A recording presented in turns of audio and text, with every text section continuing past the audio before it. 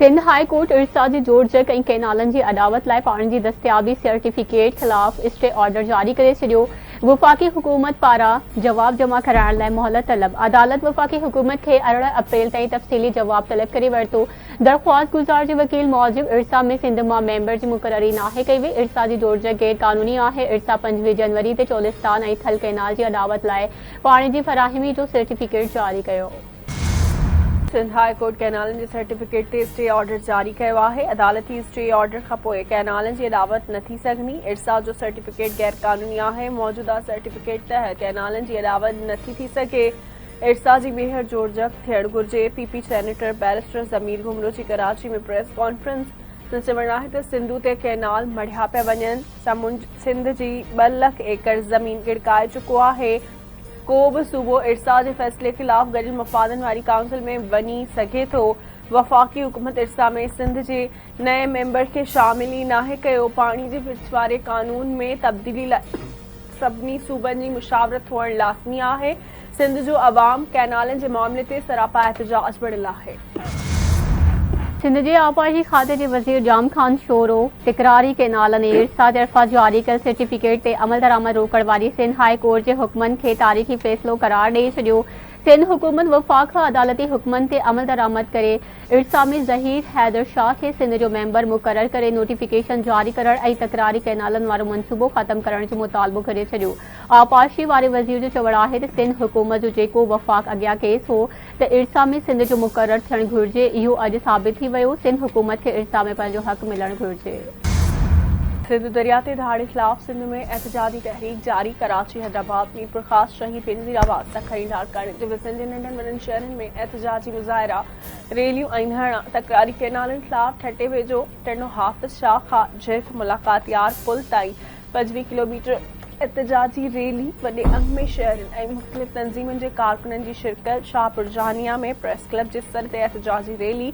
SUP सरबराह ज़ैन शाब शरीक। पंगे में तकरारी कैनालन खिलाफ सहाफ़िन के सट्टे शटरबंद हड़ताल धरणो ऐं रैली। तकरारी कैनालन खिलाफ शादी तकरीबन में एहतजाज। इस्लामकोट में घोट ऐं संदसि दोस्तन पारां एहतजाज। कैनाल नामंजूर जा नारा। टनो गुलाम हैदर कलोई समेत ॿियनि शहरन में एहतजाजी मुज़ाहिरा।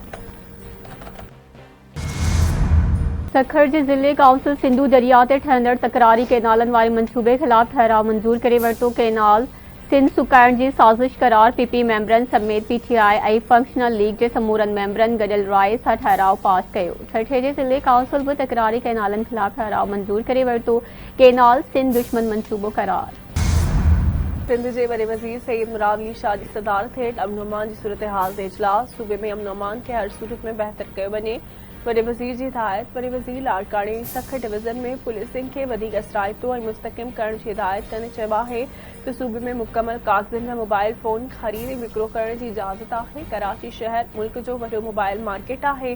कारोबार कंदड़न के वाज़े पैगाम ॾिनो वञे। दुकानन ते हर नई ऐं इस्तेमाल थियल मोबाइल फोन की खरीद ऐं विक्री जो बाक़ायदा रिकॉर्ड मेंटेन थियण घुर्जे। मोबाइल मार्केट्स एसोसिएशन से खरीद ऐं विक्री की SOP तय थी चुकी है।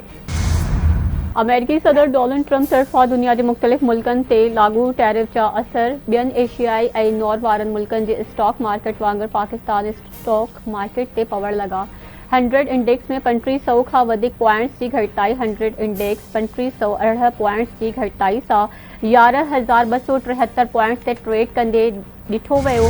स्टॉक मार्केट में कारोबार रुकजण खां पोइ बहाल। सिक्योरिटी फोर्सेस जो डेरा इस्माइल खान के इलाइक़े टकवारा में गुझे इतला ते ऑपरेशनल नव ख़ारजी मारिजी विया। ISPR मूजिब गुझे इतला ते 6 ऐं 7 अप्रैल की रात जो ऑपरेशन कयो वियो जंहिंमें 9 ख़ारजी मारिजी विया। मारिजी वियल दहशतगर्दन में ख़्वारिजन जो कमांडर शीरी मारिजी वियो।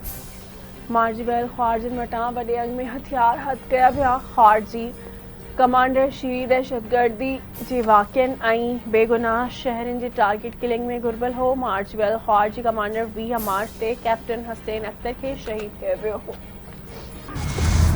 कराची में दहशतगर्दी जो मनसूबो नाकाम। 3 दहशतगर्द गिरफ्तार। कोरंगी में रेंजर्स ऐं CTD पुलिस गडियल कार्रवाई करे फितना अल खवारिज के 3 दहशतगर्दन के गिरफ्तार करे वरतो। रेंजर्स तर्जुमान मूजिब गिरफ्तार दहशतगर्दन जो ताल्लुक हाफिज गुल बहादुर ग्रुप सां है।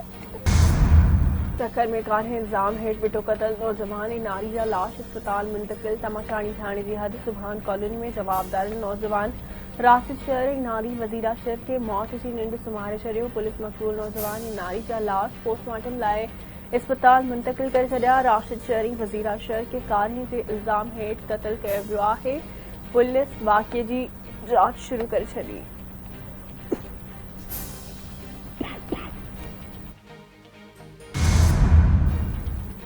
मेहर जी अदालत गैर कानूनी कब्जे बाबत दाखिल केस में अदालती हुक्मन ते अमल न करण ते कंहिं साज़ी मुख्तियार कार खे गिरफ्तार कराए 1 महीने लाइ जेल उमारे छॾियो। अदालत मुख्तियार कार असलम शाडी खे 200 रुपया दंड बि विधो। कराची के डिस्ट्रिक्ट एंड सेशन जज औले की अदालत रियासत मुखालिफ प्रोग्राम वारे केस में गिरफ्तार सहाफ़ी फरहान मलिक की जमानत मंजूर करे वटि 30 लाख रुपयनि जा मुचलका जमा कराइण जो हुक्म फरहान मलिक के FIA साइबर क्राइम 20 मार्च से गिरफ्तार कियो हो ऐं मथस पीका एक्ट तहत केस दाख़िल कयो वियो हो।